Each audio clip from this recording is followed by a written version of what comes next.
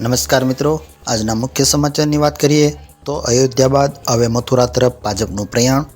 રાષ્ટ્રીય પરિષદની બેઠકમાં શ્રીકૃષ્ણ જન્મભૂમિનો પ્રસ્તાવ લાવવાની તૈયારી શરૂ. 16થી 18 ફેબ્રુઆરીએ દિલ્હીમાં બેઠક યોજાશે. વિગતવાર માહિતી જોઈએ મિત્રો તો અયોધ્યા બાદ હવે મથુરા ભાજપના એજન્ડામાં ટોપ પર હશે. પાર્ટીની રાષ્ટ્રીય પરિષદની બેઠકમાં શ્રીકૃષ્ણ જન્મભૂમિનો પ્રસ્તાવ લાવવાની તૈયારીઓ ચાલી રહી છે. જેમ કે શ્રી રામ જન્મભૂમિનો પ્રસ્તાવ 1989માં લાવવામાં આવ્યો હતો. ભાજપની રાષ્ટ્રીય પરિષદની બેઠક 16થી 18 ફેબ્રુઆરી દરમિયાન દિલ્હીના ભારત મંડપ ખાતે યોજાશે. તેમાં મુખ્યપ્રધાનો, નાયબ મુખ્યપ્રધાનો, વિપક્ષના નેતા, ભાજપ શાસિત રાજ્યોના પ્રદેશ પ્રમુખો સહિત રાષ્ટ્રીય પરિષદના 8000 પ્રતિનિધિઓ સામેલ થશે.